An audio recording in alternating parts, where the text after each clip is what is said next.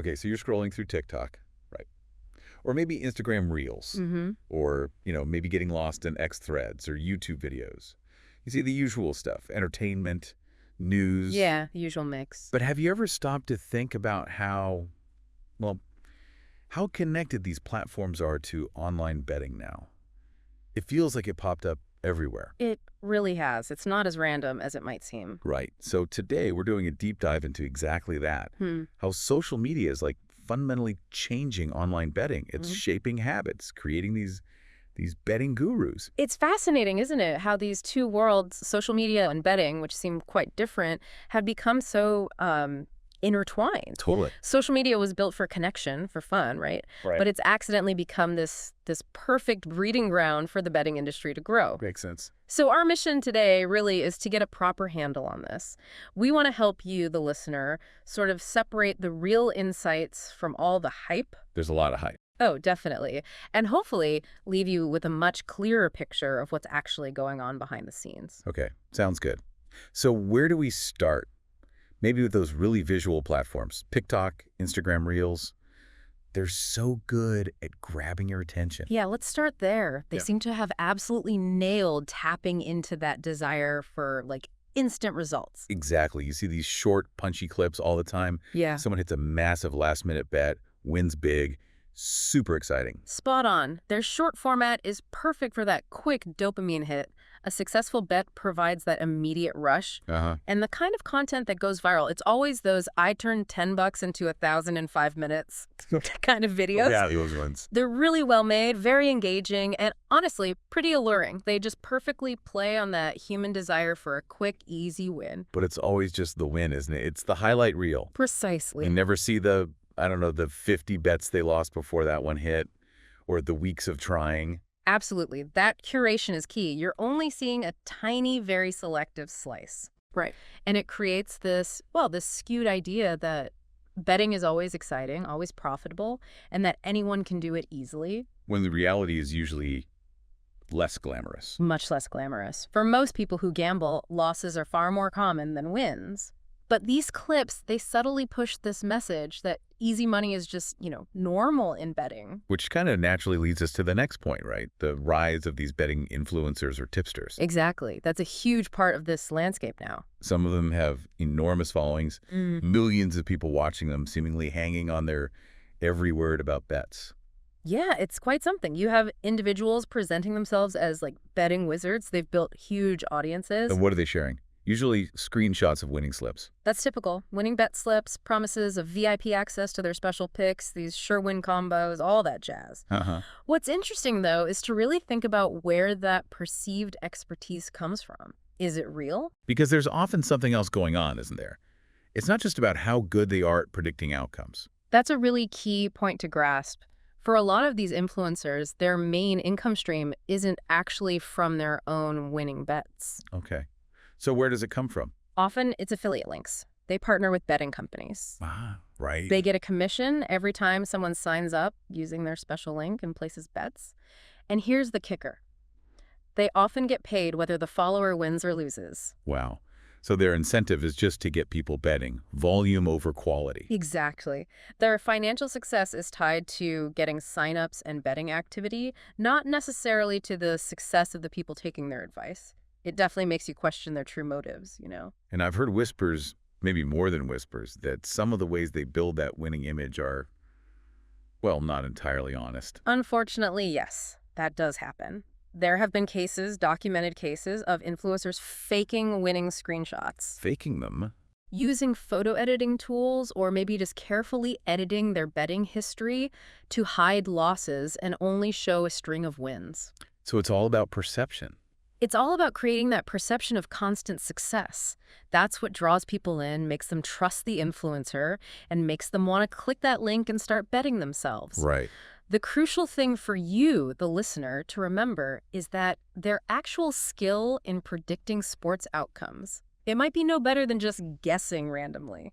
It feels like the betting companies themselves must have noticed how effective this is, how powerful these influencers are. Oh, absolutely. That's a very sharp observation. Betting companies are actively partnering with these social media figures. Through brand deals and things like that. Exactly. Brand deals, sponsored content. It's becoming increasingly common. It lets these companies reach audiences they might not normally reach. People who maybe wouldn't go looking for a sportsbook website directly. Precisely.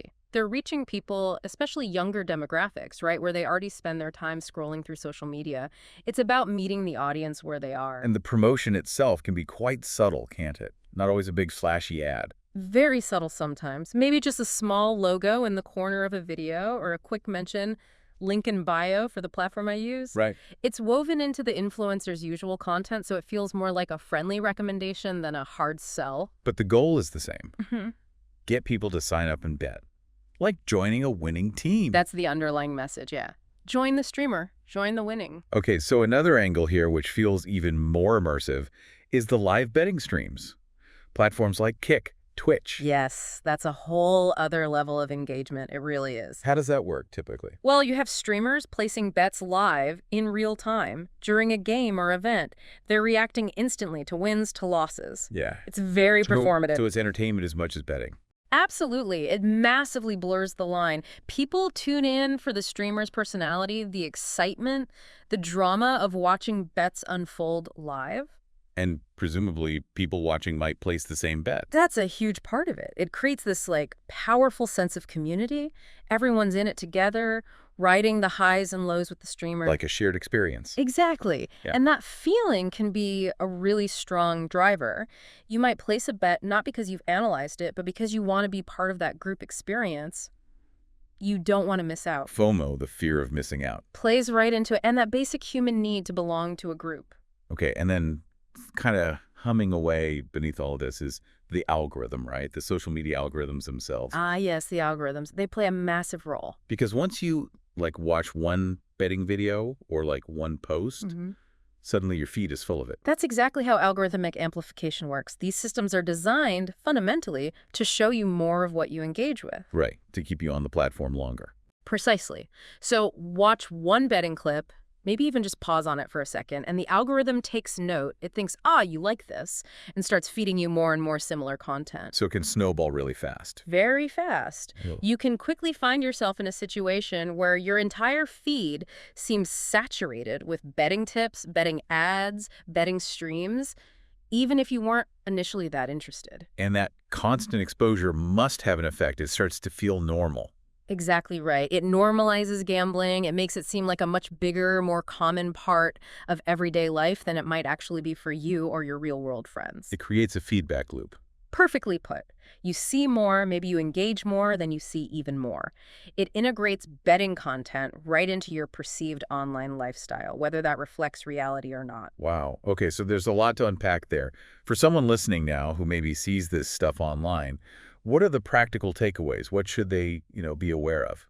I think the absolute number one thing is awareness. Just being conscious of what you're seeing. Recognize that popularity online, big follower counts, lots of views, doesn't automatically mean someone is a genuinely profitable betting expert. Far from it, often. So be skeptical. Maintain a healthy skepticism? Absolutely. Yeah. Ask yourself, what's this person's real motive here? Are they genuinely trying to offer insight, or are they mainly trying to get me to click their affiliate link and bet? That makes sense. And it sounds like we also need to be more mindful about just how much of this content we're letting into our feeds. Definitely. You need to take some control over your social media environment. It's your feed. How can people do that? Use the tools the platforms give you. If you feel like you're seeing too much betting content, or if it's starting to feel overwhelming or tempting in a bad way, don't hesitate.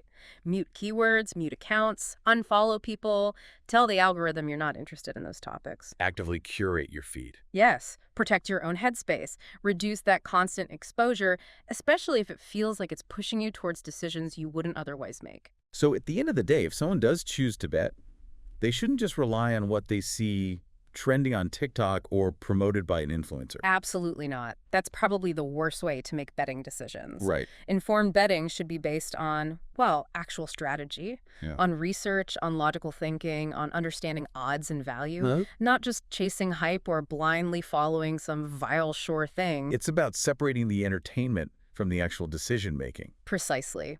There's a huge difference between watching betting content for entertainment, maybe like you'd watch any other streamer, and actually putting your hard-earned money down based on that content. Keep those things separate. It really is striking, though, how social media, which we use for so many positive things connecting learning, can also have this hidden undertow, especially in areas like betting. That's a great way to put it. It's such a powerful tool, social media. Its ability to shape what we see, what we think, and how we behave is immense, often in ways we don't even fully realize. Yeah.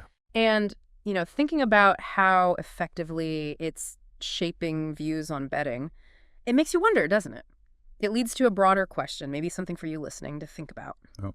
What other parts of our lives, our opinions, our choices might be getting similarly influenced, perhaps without us even knowing it, by the curated, algorithm-driven world we see online every single day?